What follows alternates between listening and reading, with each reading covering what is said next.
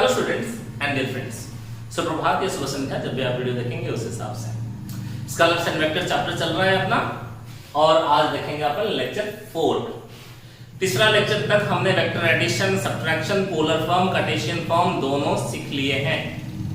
अब जो बाकी काम है वो है हमें सीखना है वेक्टर मल्टीप्लिकेशन। ये वेक्टरों को मल्टीप्लिकेशन सबको आता है भैया। ये वेक्टर्स को अपन कैसे मल्टीप्लाई करेंगे, वेक्टर मल्टीप्लिकेशन सीखेंगे। हेलो हेलो, आज अपन सीखेंगे वेक्टर मल्टीप्लिकेशन। ये वेक्टर मल्टीप्लिकेशन कैसा होता है, how do we multiply vectors. Vector multiply करने के लिए आपके पास दो तरीके होते हैं। पहला होता है डॉट प्रोडक्ट, और दूसरा होता है क्रॉस प्रोडक्ट। क्रॉस प्रोडक्ट बाद में देखेंगे, पहले देख लो डॉट प्रोडक्ट। ये डॉट प्रोडक्ट को एक दूसरा नाम इसका है जिसको हम कहते हैं स्केलर प्रोडक्ट। डॉट प्रोडक्ट या इसको हम कहते हैं स्केलर प्रोडक्ट। स्केलर प्रोडक्ट क्यों इसका नाम पड़ा वो थोड़ा सा बाद में आपको पता चल जाएगा। सुनिए, अगर आपके पास यहां पे एक वेक्टर ए वेक्टर होगा जिसका मैग्नीट्यूड है ए, और यहां पर और एक वेक्टर है बी वेक्टर जिसका मैग्नीट्यूड है बी, और ए और बी दोनों के बीच में एंगल हमारा है थीटा। हेलो हेलो, हमारे पास अभी दो वेक्टर हैं, ये एक ए वेक्टर दूसरा बी वेक्टर, उनके बीच में एंगल थीटा। अब सवाल ये है कि डॉट प्रोडक्ट अपन कैसे करेंगे, सीख लो।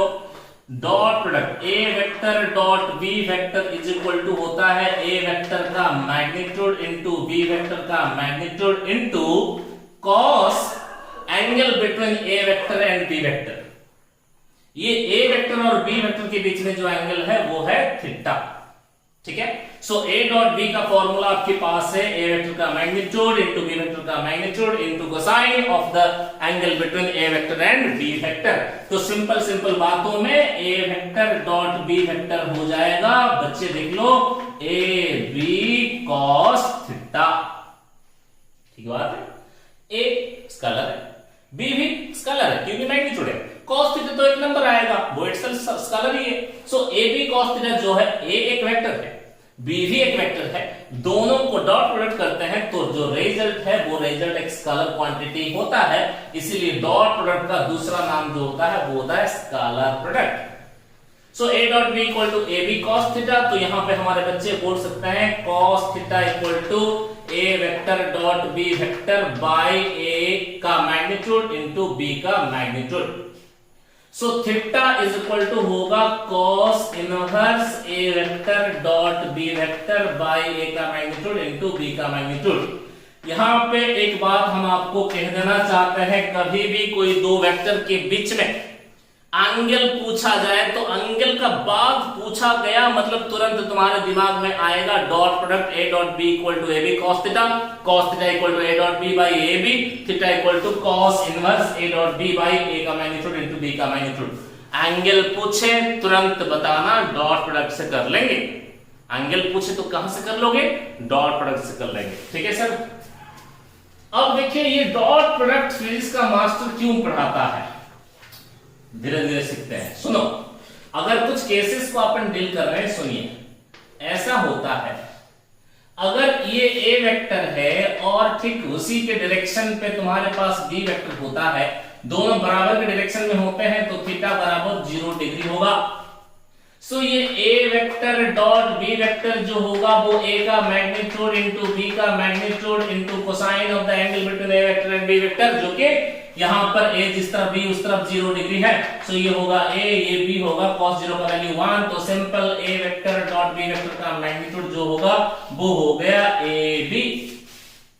When the angle between a vector and b vector is 0 degree, then the dot product is simply ab, a का मैग्नीट्यूड into b का मैग्नीट्यूड। अगर कभी ऐसा होता कि ये a वेक्टर जिस तरफ b वेक्टर ठीक उसके विपरीत होता है, उनके बीच में जो एंगल है वो थीटा 180 डिग्री होता। सो यहां पर A vector dot B vector is equal to तुम्हारे पास होगा ए का मैग्नीट्यूड बी का magnitude cosine of the angle between A and B. A और बी के बीच में एंगल जो है वो 180 डिग्री, तो कोसाइन ऑफ 180 होता है -1।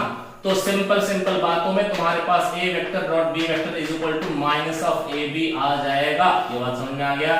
हेलो बच्चों, अब एक तीसरा केस को अपन डिस्कस करेंगे। तीसरा केस क्या है सुन लीजिए। अगर ऐसा होता है केस नंबर 3, ये ए वेक्टर है और ये भाई साहब है तुम्हारा बी वेक्टर। ए वेक्टर और बी वेक्टर के बीच में जो एंगल है वो theta is equal to 90 degree है, यानी कि A vector is perpendicular to B vector और A vector is normal to B vector. या परपेंडिकुलर या नॉर्मल या एंगल 90 डिग्री के बारे में बात किया गया होगा, तो A vector dot B vector is equal to तुम क्या करोगे रे, ए वेक्टर का मैग्नीट्यूड बी वेक्टर का magnitude cosine of the angle between A and B. So A का मैग्नीट्यूड इनटू बी का magnitude cosine of the angle between A and B. A vector और B vector के बीच में angle जो है वो 90 डिग्री है, cos 90 होता है 0। तो सिंपल बातों में A vector dot B vector is equal to हो जाएगा 0 जब तुम्हारा ए वेक्टर परपेंडिकुलर टू होगा बी वेक्टर के साथ। ये बहुत सारे सवालों में बहुत सारे जगहों में इसका इस्तेमाल आप देखोगे फिजिक्स और मैथमेटिक्स में। देखो ये मैथमेटिक्स का पोर्शन है, फिजिक्स में इसका इस्तेमाल होगा, क्लास 12th मैथमेटिक्स में इसको आप पढ़िएगा। सो ए वेक्टर डॉट बी वेक्टर अगर 0 है तो आंख बंद करके आज के बाद बोलोगे ए और बी दोनों परपेंडिकुलर है। अगर कोई बोले कि ए और बी दोनों परपेंडिकुलर है तो आंख बंद करके बोल सकते हो कि उनका डॉट प्रोडक्ट 0 हो। डॉट प्रोडक्ट 0 तो वो परपेंडिकुलर है, अगर वो परपेंडिकुलर है तो डॉट प्रोडक्ट 0 होगा, वाइस वर्सा बातें हैं। ए डॉट बी अगर 0 आया तो दोनों परपेंडिकुलर होते हैं, अगर दोनों परपेंडिकुलर है तो डॉट प्रोडक्ट 0 होगा। ठीक है ना? ये डॉट प्रोडक्ट का इस्तेमाल कहां पर होता है, फिजिक्स मास्टर क्यों पढ़ाता है डॉट प्रोडक्ट आपको? सुनिए, क्लास 9th में आपका एक चैप्टर हुआ करता था जिसका नाम होता है वर्क एनर्जी पावर। ठीक है, इसका इस्तेमाल कहां पे है? वर्क एनर्जी वाले चैप्टर में क्लास 9th में सिर्फ आपको बताया जाता है W=Fs, लेकिन वास्तविक रूप क्या है सुनिए।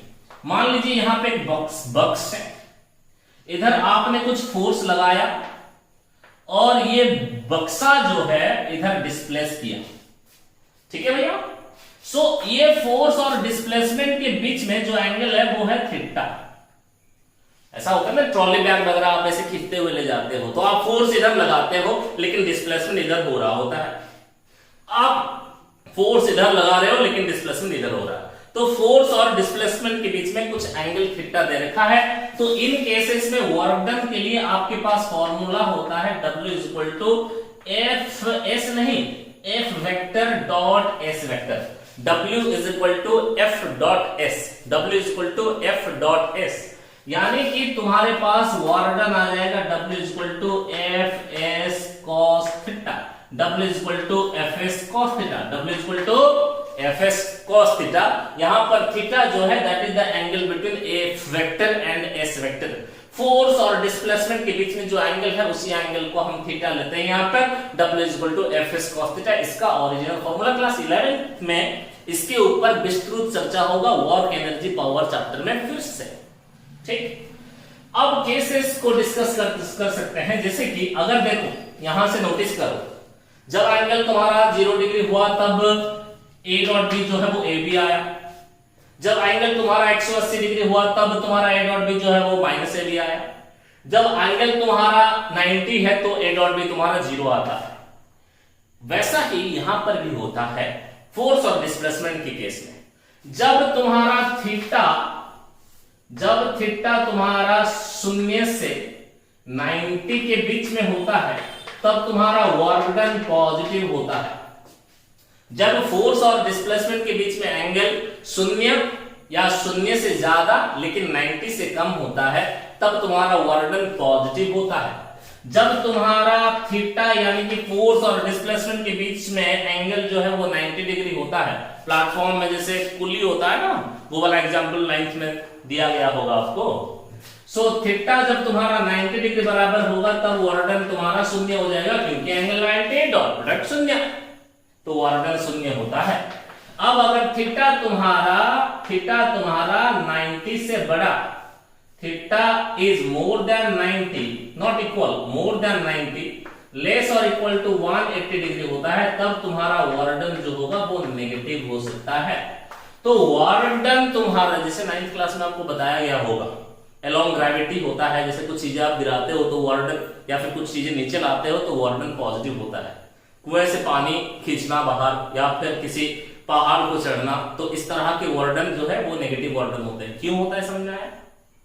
जब तुम्हारा फोर्स और डिस्प्लेसमेंट के बीच में एंगल 0 से 90 के बीच में होता है तब work done positive, theta equal to 90 पर वर्क डन तुम्हारा आता है 0, और 90 से ऊपर 180 या 180 से कम अगर एंगल हो जाता है तब वर्क डन जो है वो तुम्हारा नेगेटिव होगा। वर्क एनर्जी चैप्टर में इसको फिर से डिस्कस करेंगे, ऐसे रास्ते में आ गया डिस्कस कर लिए थोड़ा सा, लेकिन इसके ऊपर थोड़ा सा विस्तृत चर्चा होगा क्लास 11th में, थोड़ा सा आगे जब पढ़ोगे आप, फिजिक्स जब पढ़ना शुरू होगा, अभी तो फिजिक्स शुरू नहीं हुआ है। चलिए इसको जल्दी लिख लो फिर आगे बढ़ेंगे। लिख लिए? हो गया? चलो अब थोड़ा सा देखो इधर, ये कौन है भैया? एक्स एक्सिस, ये कौन है? वाई एक्सिस, ये कौन है? Z axis. इसके आई कैप, इसकी तरफ जे कैप, इसकी तरफ के कैप। यहां पे देखो नोटिस करो एक बात, आई cap, J cap, K cap, ये तीनों mutually perpendicular, perpendicular angle 90, angle 90 dot product 0, ठीक। आई cap, J cap, K cap, इनका मैग्नीट्यूड 1 होता है, ये आपको पता है क्योंकि ये सारे यूनिट वेक्टर्स हैं, और यूनिट वेक्टर्स होते हैं तो उनका मैग्नीट्यूड 1 होता है, ये सभी बच्चों को पता है, ठीक। देखो अगर तुम्हारा मास्टर तुम्हें बोले I cap dot I cap, तो क्या करोगे? ए डॉट बी का फॉर्मूला, ए का, इसको ए मानो इसको बी मानो, ए का मैग्नीट्यूड, बी का magnitude, cosine of angle between A and B, ना ना ना ना, आई एंड आई, आई और आई के बीच में एंगल क्या होगा? 0 डिग्री, तो ये होगा 1, ये भी होता 1, cos 0 1, तो ये हुआ 1, I cap dot I cap is 1। ठीक वैसा ही J cap dot J cap क्या होगा? ए डॉट बी का मैग्नीट्यूड, ए डॉट बी कैसे हो निकालते हो तुम? वैसे ए का मैग्नीट्यूड, बी का magnitude, cosine of angle between J cap और जे कैप के बीच में भी एंगल 0 डिग्री होगा। अरे जे कैप एक ही डायरेक्शन पे है तो एंगल 0 डिग्री होगा, तो ये भी 1, ये भी 1, ये भी 1, तो ये हो गया 1। So I cap dot I cap, J cap dot J cap, K cap dot K cap, ये हो जाएंगे 1। चलिए थोड़ा आगे बढ़ते हैं। अगर आपको कोई पूछे आई कैप डॉट जे कैप क्या होगा? सबसे पहला बात सुनिए, आई कैप का मैग्नीट्यूड, जे कैप का magnitude, cosine of angle between I cap and J cap. I cap और जे कैप के बीच में एंगल 90 डिग्री है, एंगल अगर 90 डिग्री है तो ये डॉट प्रोडक्ट होगा 0, यहां पे लिखे थे angle 90 dot product 0, angle 90 dot product 0। So I cap dot J cap 0 है। अच्छा जे कैप डॉट के कैप के बीच में एंगल भी तो 90 है तो भी 0 होगा, और के कैप डॉट आई कैप के बीच में भी एंगल 90 है तो वो भी 0 हो जाएंगे। So I cap dot I cap, J cap dot J cap, K cap dot K cap होता है 1, और I cap dot J cap dot K cap dot I cap होता है 0। चलिए थोड़ा सा आगे बढ़ते हैं। अगर हमारे पास वेक्टर्स रेक्टेंगुलर फॉर्म में होंगे, ए वेक्टर और बी वेक्टर अगर रेक्टेंगुलर फॉर्म यानी कि आई cap, J cap, K cap की फॉर्म में होंगे तो डॉट प्रोडक्ट कैसे करेंगे?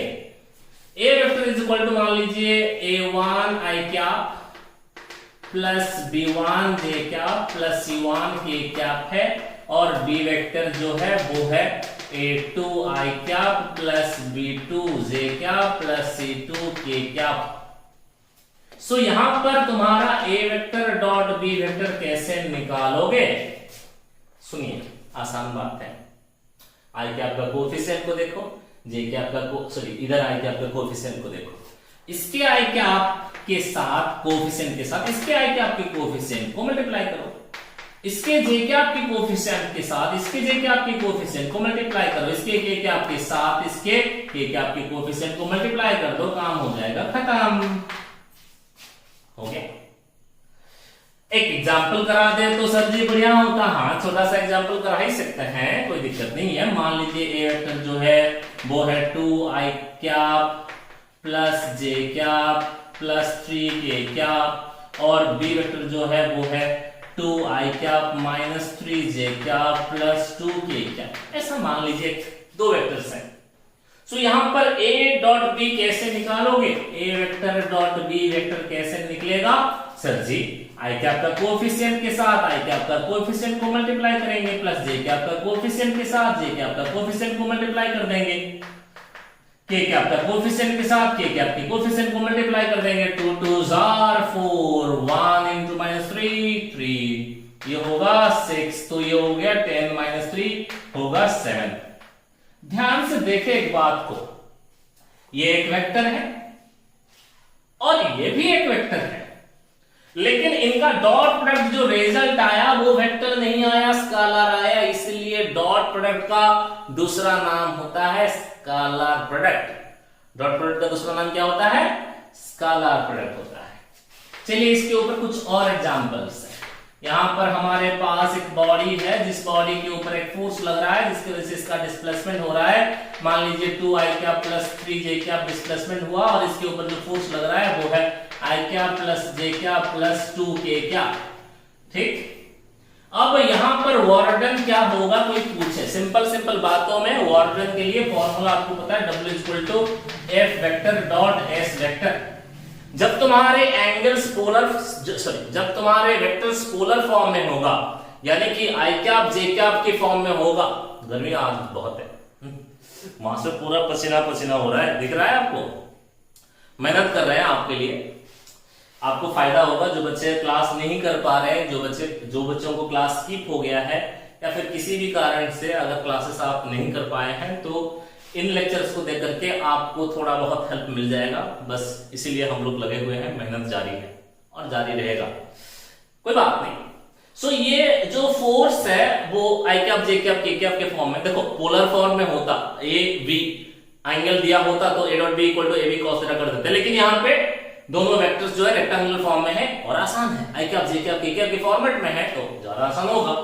ये फोर्स और ये डिस्प्लेसमेंट देखो, तो वॉर्डन कैसे मिलता है? आई कैप का कोएफिशिएंट के साथ आई कैप का कोएफिशिएंट को मल्टीप्लाई करें, जे कैप के कोएफिशिएंट के साथ जे कैप का कोएफिशिएंट को मल्टीप्लाई करें, के कैप का कोएफिशिएंट के साथ, इसका तो कोई के कैप नहीं है, शून्य है, सो वॉर्डन विल बी 2 + 3 + 0, ये हुआ 5। वर्क डन का यूनिट लिखना ना भूलें, वॉर्डन का यूनिट होता है जूल, तो यहाँ पे वॉर्डन हो जाएगा 5 जूल, अगर ये न्यूटन और ये मीटर पर दिया गया होगा तो। ठीक है, डॉट प्रोडक्ट अपन सीखे, डॉट प्रोडक्ट कैसे करता है? पोलर फॉर्म में होगा ए बी एंगल थीटा, तो a डॉट बी होता है a वेक्टर का मैग्नीट्यूड, b वेक्टर का magnitude cosine of angle between a vector and b vector. अगर वेक्टर दोनों तुम्हारे आई cap J cap K cap के फॉर्मेट में दिया गया होगा तो a डॉट बी मिलेगा आई कैप के कोएफिशिएंट के साथ आई कैप का कोएफिशिएंट, जे कैप के कोएफिशिएंट के साथ जे कैप का कोएफिशिएंट, के कैप के कोएफिशिएंट के साथ के कैप का कोएफिशिएंट, बस इतना। ठीक है, नेक्स्ट लेक्चर में हम लोग क्रॉस प्रोडक्ट के ऊपर देखेंगे और बस और एक लेक्चर में ये खत्म हो जाएगा, फिर अपन शुरू कर सकते हैं फिजिक्स बहुत अच्छे से। ठीक है, चलिए आज के लिए इतना, पढ़ते रहिए, खुश रहिए, मन लगा करके पढ़ते रहिए, ठीक है ना, अभी बहुत पढ़ना जरूरी है आपके लिए। ठीक, फिर मिलेंगे एक नए वीडियो के साथ, नए कंसेप्ट के साथ, नए क्वेश्चंस के साथ, नए अंदाज में। धन्यवाद।